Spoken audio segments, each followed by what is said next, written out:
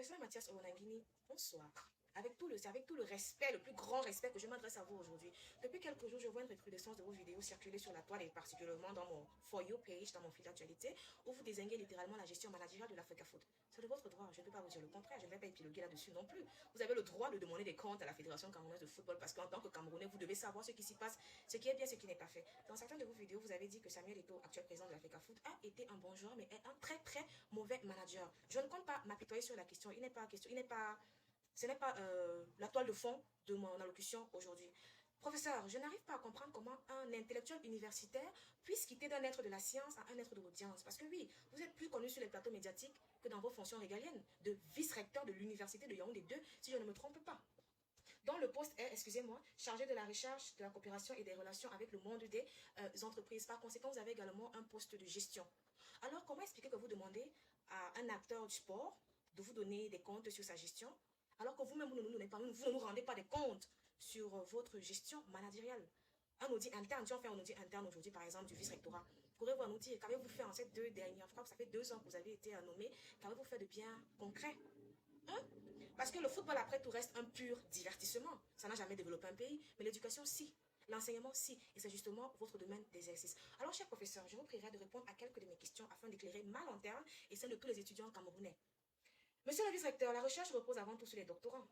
Quelle enveloppe budgétaire exacte votre direction a-t-elle débloqué cette année afin de financer les allocations de recherche et le matériel de laboratoire? S'il vous plaît, ne venez surtout pas me dire que vous avez formé 45 doctorants. Il ne s'agit pas ici d'un parcours personnel, d'un palmarès personnel, parce que comme l'autre brandit ses ballons d'or lorsqu'on lui demande un audit interne de sa gestion managériale, vous également ne me brandissez pas, s'il vous plaît, le nombre de diplômés que vous avez formés. Non, je parle des faits concrets.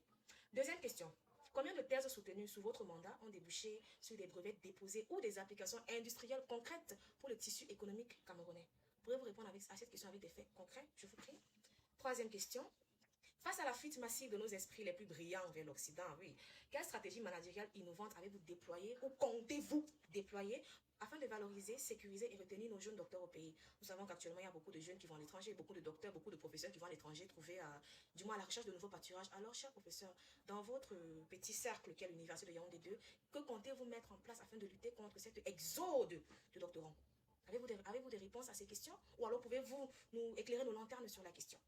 Maintenant, parlons un peu du volet des partenariats des entreprises du GICAM et de l'employabilité de vos différents diplômés.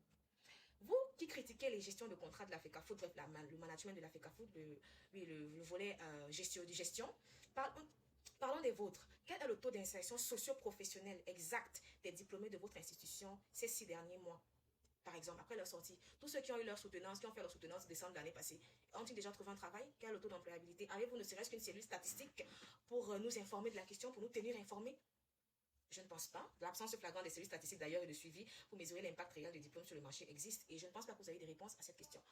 Pourquoi continuer à saturer les filières qui n'ont aucun seuil d'employabilité raisonnable au Cameroun? Est-ce pour le simple plaisir de gonfler les effectifs et d'engranger les entrées d'argent sur le dos des parents? Nous savons qu'il existe des filières au Cameroun qui n'ont pas de débouchés, ou dont les débouchés sont presque quasi inexistants au Cameroun. Pourtant, ces filières sont bien ouvertes dans votre secteur, par exemple. Alors que comptez-vous faire de ces filières? Les renommer, les supprimer, ou simplement laisser les étudiants continuer à payer pour nourrir les caisses de l'université, mais pas leur cerveau et pas leur emploi? C'est également de votre domaine. Cher professeur, pouvez-vous répondre à cette question avec tout le plus grand respect? Parlons des partenariats privés. Au-delà des poignées de main officielles et des photos de communication, combien de contrats bilatéraux, bien combien de conventions, je vais dire contraignantes, avez-vous signé avec JICAM, du moins ex-JICAM, intégrant des quotas d'embauche obligatoires? Bien, ce sont des accords cachés dans les tiroirs, des accords tiroirs, des accords archivés dans les bibliothèques universitaires. Coopération, mobilité et digitalisation de votre institution. Cher professeur, quel est le pourcentage réel d'étudiants, master, doctorat et même licence afin d'élargir votre champ de réponse?